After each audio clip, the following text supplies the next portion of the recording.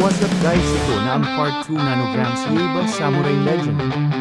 Kung hindi mo pa napapanood ang unang part, panoorin mo muna ito. Nasa description ang link o i-click mo lang ang I button sa taas. Ngayon ready ka na sa panibagong laban ni Yaiba, kaya tara na.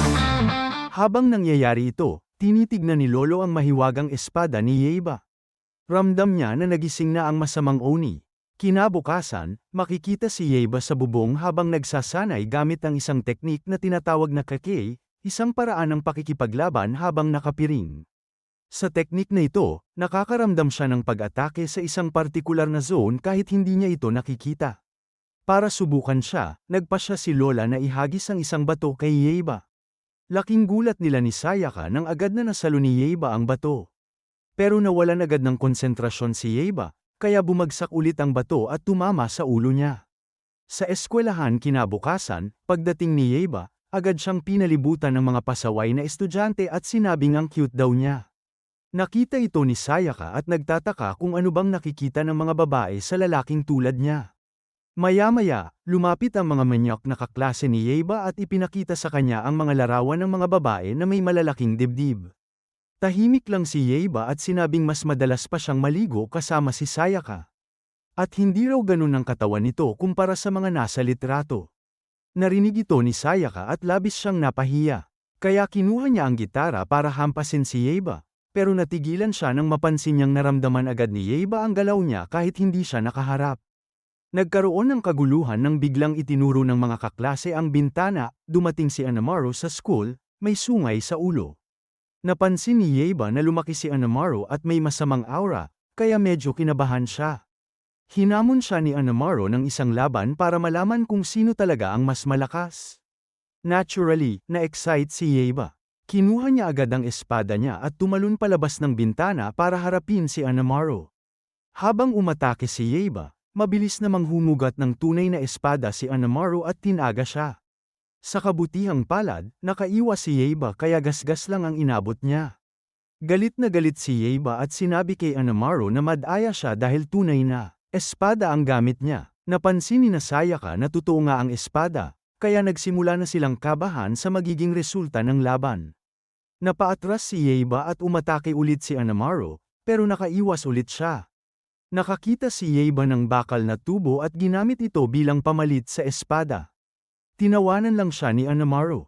Akala mo mananalo ka gamit yan, sabay atake ulit, at ngayon ay tinamaan si Yaiba sa braso. Dito na siya nagsimulang kabahan dahil hindi na niya masundan ang galaw ni Anamaru.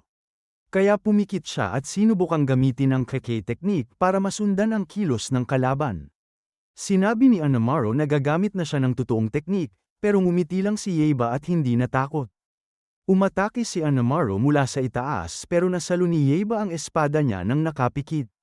Nagulat si Anamaru, pero napangiti rin, mukhang magiging masaya ang laban. Sunod-sunod na atake ang pinakawalan ni Anamaru, pero nablock lahat ni Yaiba na parang instinct lang. Sa isang sandali, muntik nang masapol ni Yaiba si Anamaru sa mukha. Tumalon si Yaiba sa ere at siya naman ngayon ang umatake. Napansin ni Anamaru na pinagpapawisan na siya. Naghiwalay muna sila, at ngumiti si Anamaru, alam niya na may tinatago pa siya. Bigla niyang pinakawalan ang kapangyarihan ng kanyang espada, naglabas ito ng malakas na hangin na tumama kay Yaiba at tumalsik siya sa pader. Nakahandusay si Yaiba, at tumayo sa harap niya si Anamaru. Tumayo ka at tapusin natin to, aniya. Alam ni Yaiba na isa pang pag-atake na may hangin ang paparating, kaya kailangan niyang putulin ito bago siya tamaan. At tama nga siya. Muling umatake si Anamaru gamit ang hangin. Tinangka ni Yaiba na salagin gamit ang tubo, pero masyado nang malakas ang kalaban. Mas malayo pa siyang tumalsik papasok sa dingding. Handa nang tapusin ni Anamaru ang laban. Itinaas na niya ang espada para sa huling atake. Sa gilid, nanunood si Sayaka at nakiusap na tama na nagawa na ni Anamaru ang gusto niya, kaya tigilan na si Yaiba. Pero nainis si Anamaru, at sinigawan siya ng tumahimik ka. Sabay pinakawalan ng hangin papunta sa kanya. Nabasag ang mga bintana at nagsitakbuhan ang mga kaklase ni Sayaka, pero nanatili siya sa lugar niya. Umiiyak siya habang nakiusap kay Anamaru na patawarin si Yaiba. Kahit sugatan, sinabi ni Yaiba kay Sayaka na lumayo siya, kaya pa niyang lumaban. Muling umatake si Anamaru ng mas malakas na hangin, at ngayon ay nahati ang buong school building. Tumalsik si Sayaka at masama ang bagsak. Habang nakahiga, tumingin siya sa langit at nakita niyang may lumipad na ibon, isa sa mga alaga ni Yeiba, at sinagip ito sa huling segundo. Tumawa si Anamaru na parang baliw. Alam niyang ito ang unang beses na nanalo siya laban kay Yeiba. Pag-uwi, malungkot si Yeiba. Tinawag niya ang sarili niyang mahina at walang silbi habang umiiyak. Nakita ito ni Sayaka at ng iba pa, at nalungkot din sila para sa kanya. Bigla namang lumabas ang tatay ni Yeiba, nakangiti, at sinabing, "Lumalaki na ang anak ko." Umupo siya at ipinaliwanag na ang naranasan ni Yeiba sa laban ay tinatawag na Fujinken, isang teknik na may napakalakas na kapangyarihan. Kayang magdala ng bagyo at parang galit ng hangin. Dati raw itong isinara o tinakpan, pero sa hindi malamang dahilan, naigising ito ni Anamaru. Nagulat si Yeiba at tinanong kung ibig sabihin ba nito na hindi matatalo ang espada ni Anamaru. Sabi ni Kenta, ang tatay, meron lang isang espada na kayang tumapat sa Fujinken, ang espada ng Rajaiken. Ayon sa kwento, ang Rajaiken ay espada na kapag hawak mo, dumidilim ang langit at bumubuhos ang kidlat. Naalala ni Kenta na may isang matandang lalaki na may-ari nito, si Miyamoto. Naging sabik si Yeiba na malaman kung saan niya matatagpuan ang Rajaiken. Pagkatapos ng lahat, tumingin si Kura sa anak niyang si Yeiba ng seryoso at nagbabala. Kahit pa raw makuha niya ang Rajaiken sword, aabutin ng ilang taon bago niya ito matutunang gamitin ng ligtas. Pero sagot agad ni Yeiba, kahit ilang taon pa yan, okay lang. Hahanapin ko ang espadang yun at tatalunin ko si Anamaru. Sa huli, napilitang magsalita si Kura. Sinabi niya na ang espada ay matatagpuan sa Mount Tango. Biglang nagsalita si Sayaka, kilala raw niya ang lugar na yun. Ngumiti si Yeiba ng parang baliw. Alam niyang mapipilitan si Sayaka na samahan siya papunta roon. Samantala, si Anamaru ay abala sa pagtingin sa sarili sa salamin. Iniisip kung ano na ang gagawin niya sa bagong kapangyarihan niya. Naisip niyang subukan ito agad. Sa susunod na eksena, nagising si Sayaka na nakatali sa likod ng isang malaking hayop habang si Yeiba ay naglalakad sa harap nila. Pinasya niya na dalhin si Sayaka sa Mount Tango para kunin ang mahiwagang espada. Habang naglalakad sila, nagreklamo si Sayaka dahil gusot at madumi na ang damit niya. Kaya nilabas ni Yeiba ang ilang damit na kinuha niya sa kwarto ni Sayaka. Naiinis si Sayaka dahil binuksan ni Yeiba ang gamit niya. Pero wala siyang magawa kundi isuot ang mga ito. Umalis si Yeiba saglit para manghuli ng pagkain. Habang nanatili si Sayaka sa lugar, iniisip kung totoo nga bang naroroon si Miyamoto. Makalipas ang isang oras, nakahuli si Yeiba ng karne at inihaw niya ito. Habang kumakain sila, bigla silang nakarinig ng kaluskos. Paglingon nila, isang matandang lalaking mukhang multo ang dumampot ng pagkain at tumakbo paakyat sa puno. Agad hinugot ni Yeiba ang kanyang espada, handa ng lumaban. Pero pinigilan siya ni Sayaka. Siya ang matandang binanggit ng tatay mo. Siya si Miyamoto. Bumaba si Miyamoto mula sa puno. Hindi pa ako ganun katanda. Sabi niya, halatang inis. Diretsong sinabi ni Yeiba na nandito siya para kunin ang Rajaiken sword. Nakiusap si Sayaka, pakiusap po, ibigay niyo na lang sa amin ang espada para makaalis na kami. Sa gulat nila, pumayag si Miyamoto. Pinapante niya sila sa tahanan niya, na isa palang treehouse sa gitna ng gubat. Nakapagtataka ito para kay Yeiba, pero tuwang-tuwa si Sayaka dahil siya lang daw ang gumawa nito mag-isa. Pagdating nila, ipinaliwanag ni Miyamoto na maraming mandirigmang nagtangkang makuha ang Rajaiken sword, pero lahat sila ay nabigo at nawala. Ayon sa kanya, tanging ang isang alamat na samurai lang ang may kakayahang gamitin ito. Sa loob ng 400 taon, binantayan niya ang espadang ito, naghihintay sa tamang tao na dumating. Ipinakilala niya ang sarili, Musashi Miyamoto. Napakilala ni Sayaka, isa raw itong sikat na mandirigma sa kasaysayan. Pero si Yeiba, wala talagang idea kung sino ito. Gusto lang niyang malaman kung nasaan ang espada. Biglang nakita ni Sayaka ang espada, nakatusok lang sa lupa. Lumapit sila agad. Si Sayaka ang unang sumubok bunutin ito, pero tinamaan siya ng kidlat at napaatras. Ipinaliwanag ni Miyamoto, ang espada ay tumatama sa sinumang hindi karapat-dapat. Akala ni Miyamoto na sinayang lang ng mga ito ang oras niya, kaya pinaalis na sila. Pero laking gulat niya nang si Yeiba ay madaling nabunot ang espada. Natuwa si Sayaka, at si Miyamoto naman ay halos hindi makapaniwala. Sa loob ng lahat ng taon niya sa mundo, hindi niya nabunot ang espada, pero ang batang ito, nagawa ito ng walang kahirap-hirap. Tila ba siya na nga ang alamat na mandirigmang hinihintay niya? Sa puntong ito, nagpasya si Miyamoto na sasanihin si Yeiba para maging pinakamalakas na samurai. Pero mukhang may katangahan pa ang batang to. Sinubukan ni Yeiba gamitin ang espada, pero sobrang bigat nito kaya bumagsak siya sa lupa. Alam ni Miyamoto na malayo pa ang lalakbayin ni Yeiba. Para masanay sa espada, kailangan muna niyang palakasin ang loob niya at tibay ng isipan upang malampasan ang kapangyarihan ng Thunder God. Nagpersige si Yeiba. Hinugot niya ulit ang espada at pamwesto ng malalim. Sinubukan niyang tawagin ang Thunder God. Nagdilim ang langit. Tinamaan si Yeiba ng makakapal na dilaw na kidlat. Habang pinapanood siya ni Sayaka at Miyamoto, nakontrol niya ang kidlat at pinakawalan ito bilang isang makapal na sinag. Pero nakikita ni Miyamoto na nawawala na sa sarili si Yeiba. Kaya bigla siyang sumugod at hinampas sa likod, dahilan para mawala ng malay si Yeiba. Samantala, si Anamaru ay nasa isang mahiwagang dungeon. Doon niya natuklasan ang tungkol sa Rajaiken Sword. Alam niyang kapag nakuha niya ito, magiging walang makakapigil sa kanya. Nagising na muli si Yeiba. Sinabi ni Miyamoto sa kanya ang magandang balita, tinanggap na siya ng Thunder God. Pero kung gusto niyang tuluyang magamit ang espada, kailangan niyang talunin ang kapangyarihan nito gamit ang tapang, o di kaya'y matalo at maging halimaw, tulad ni Anamaru. Kaya may sungay ito ngayon. Bilang si Yeiba sa ngayon, wala pa siyang laban. Pero hindi siya nawala ng pag-asa.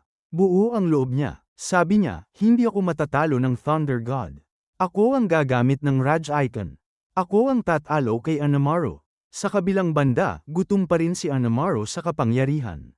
Nasa dungeon pa rin siya at tumawag ng 8 halimaw na oni para hanapin at kunin ang Rajaiken Sword. Binigyan niya pa ang bawat isa ng isang assistant na demonyo para siguradong matagumpay ang misyon. Sa gubat, nagsisimula na ang pagsasanay ni Yeiba kay Miyamoto. Ang unang pagsubok niya ay tumawid sa ilog gamit lang ang mga lily pads. Pero bigo siya sa unang subok, at hindi niya maintindihan kung paano ito dapat gawin. Ipinaliwanag ni Miyamoto, hindi siya dapat basta maglakad, dapat ay magaan ang kilos, parang hangin. Ipinakita ito ni Miyamoto at tumawid ng parang wala lang. Sabi niya, kung gusto mong matuto, dapat maniwala ka sa sarili mo. Kahit kaunting pagdududa, hindi mo matututunan ang tamang paggamit ng espada. Lalo pang nagdetermina si Yeiba. Muling lumakad sa mga lily pads, pero lumubog agad siya parang tanga. Habang basang-basa si Yeiba, si Sayaka naman at ang mga hayop ay naghahanda na ng hapunan. Samantala, sa bayan, nagkakaroon ng pulong sa gobyerno para pag-usapan ang budget. Bigla na lang sumabog ang pinto, dumating si Anamaru suot ang isang pangit na armor ng halimaw. Nagulat ang mga gwardya, kitang-kita nilang isa na siyang tunay na halimaw. Pinaputukan nila siya, pero madali niya itong hinarangan. Pinakawalan niya ang hangin na some-ire sa kisame, bumagsak ang mga bubog. Sabay sabi ni Anamaru, simula ngayon, ako ang susundin niyo. Bumalik ang eksena sa gubat. Dito, sobrang frustrated na si Yeiba. Umupo siya, basa pa rin, at sumigaw ng give up na ako. Dahil hindi pa rin niya makuha sa unang subok. Napansin ni Miyamoto ang pagiging minipin ni Yeiba. Sinabi niya na naaalala niya si Kojira, isa sa mga dati niyang tinuruan. Siyempre, walang ideya si Yeiba kung sino yun, kaya muntik nang mabulunan si Miyamoto. Di mo kilala si Kojira Sasaki? Ayon sa kanya, si Kojira ay isang henerasyong mandirigma, matalino, malakas, at gwapo, bagamat hindi raw kasing gwapo niya. Pero tulad ni Yeiba, si Kojira rin ay padalos-dalos, laging umaasa sa lakas at hindi iniisip ang estratehiya. At dahil doon, siya rin ay nabigo sa huli. Ibinigay ni Miyamoto kay Yeiba ang isang espada sa loob ng kaluban, scabbard, na pansamantala niyang magagamit habang hindi pa niya kayang kontrolin ang Rajaiken. Kinagabihan, habang abala si Sayaka sa kusina, may 2 bisitang dumating, isang magandang babae at isang lalaking nakapulang balabal. Binuksan ni Sayaka ang pinto, at tanong ng babae, nasaan ang Rajaiken Sword? Kalma lang ang sagot ni Sayaka, nasa kay Yeiba. Ang hindi niya alam, Sila pala ay dalawa sa mga halimaw na ipinadala ni Anamaru para kunin ang espada. Pinapasok sila ni Sayaka at inaya pang maghapunan. Agad namang lumafang ng ramen yung lalaking nakabalabal. Sabi ni Sayaka, mainit dyan, habarin mo na yang balabal mo. Nagpasalamat ang lalaki, pero bigla siyang sinampal ng buntot ng babae pabalik sa katinuan. Dumating si Yeiba, gutom na gutom. Sinalubong siya ni Sayaka at sinabing may bisita sila. Napatingin si Miyamoto at napangiti sa ganda ng babae, pero di nagtagal, ipinakita na ng dalawa ang tunay nilang anyo. Inatake nila si Yeiba at tumalsik ito palabas ng bahay. Naghanda si Miyamoto sa laban at tinanong kung sino sila. Ipinakilala ng lalaki ang sarili, isa pala siyang matabang buwaya na si Deroda. Ang babae naman ay naging isang dambuhalang ahas, si Zapocamus. Akala nila matatakot sina Yeiba, pero nagtawanan pa sila. Ang pangit ng pangalan nyo. Naasar ang dalawa at naglabas ng mga tauhan nila. Seryoso na si Sayaka. Sinabihan niya si Yeiba na tigilan ang pagtawa at maghanda. Tumalon si Yeiba at umatake sa unang wave ng mga halimaw. Napansin ni Miyamoto ang kilos niya, isang teknik na tinatawag na shoken. Ginagamit ito para asarin ang kalaban at makahanap ng butas sa depensa. Madaya man pakinggan, ani Miyamoto, pero yan ang pinaka-basic sa lahat ng teknik. Sunod na umatake si Zappo at muntik nang masapol si Yeiba, pero sinagip siya ni Miyamoto. Habang si Sayaka naman ay napaligiran ng mga tauhan ni Zappo. Nagkunwaring marunong siya ng jiu-jitsu. Isa sa kanila ang humawak sa kanya mula sa likod, pero sinapak lang siya ni Sayaka sa ulo, knockout agad. Nakita ito ni Kat Agora at napahanga siya. Samantala, nakipaglaban na si Deroda kay Yeiba. Ginamit niya ang mahabang dila para agawin ang kaluban ng espada, napilitan si Yeiba na bunutin ang Raj Icon. Natarante si Miyamoto, hindi pa kayang kontrolin ni Yeiba ang kapangyarihan ng Thunder God.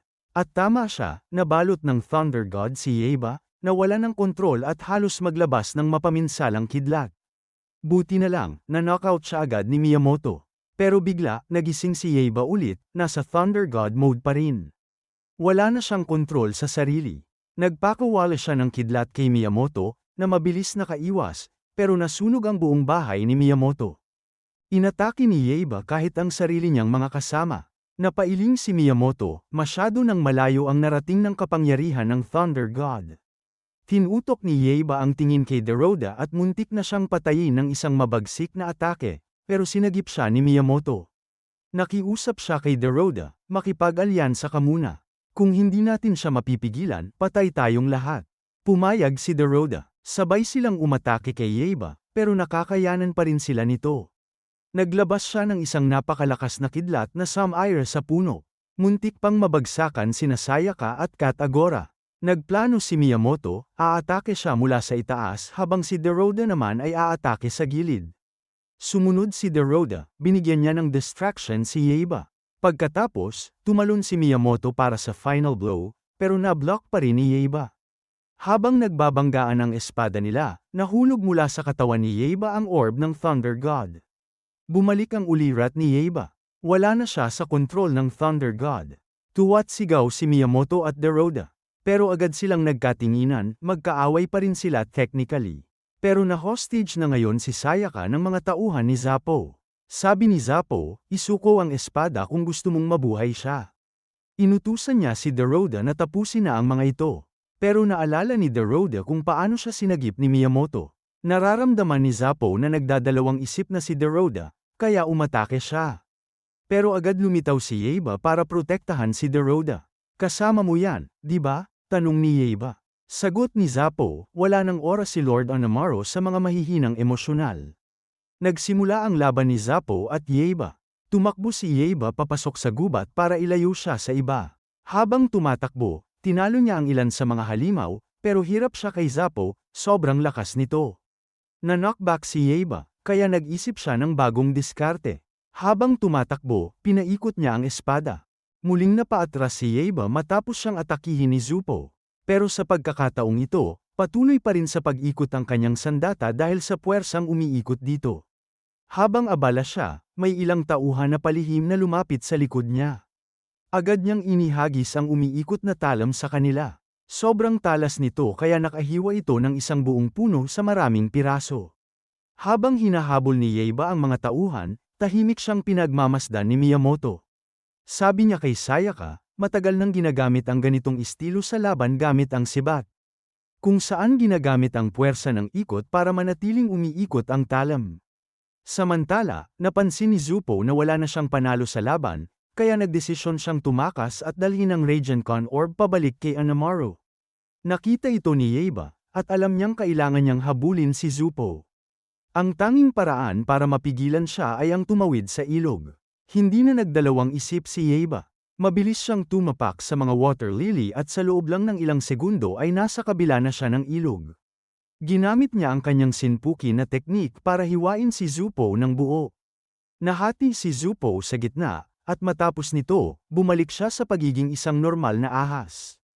Pinalaya siya ni Yaiba sa kagubatan at sinabing manatili na lang siyang ganon. Kinagabihan, nagkampo silang lahat sa labas dahil sinunog ni Yaiba ang bahay puno ni Miyamoto. Pero hindi naman ito dinamdam ni Miyamoto, alam niyang hindi sinadya ni Yaiba ang nangyari. Habang nagpapahinga sila, ipinakita ni Sayaka ang isang balita na nangyabari ng live, pinwersahang pinasok ni Anamaru ang National Diet Building. Sa puntong ito, tuluyan ang naging halimaw si Anamaru. Nang makita ito ni Yaiba, alam niyang kailangan niyang bilisan ang pag-eensayo sa Ragenin. Ito lang ang tanging sandatang makakatalo kay Anamaru. Dahil dito, nagdesisyon si Miyamoto na pumunta sila sa Gamo Island para kunin ang isang lihim na sandata na ginawa rin katulad ng Ragenin. Umaasa si Miyamoto na baka ito ang magbigay ng ideya kung paano mapapahusay ni Yaiba ang paggamit sa Ragenin. Hindi niya tiyak kung tunay na mapapagana ni Yaiba ang espada, pero naniniwala siyang may potensyal si Yaiba. At ayun na ang nangyari sa Part 2 Nanograms Yaiba Samurai Legend. Kung nagustuhan mo ang recap na ito, huwag kalimutang mag-like, mag-comment at mag-subscribe. I-share mo na rin sa mga kaibigan mong mahilig sa anime. Kita-kits sa next video mga ka-recap.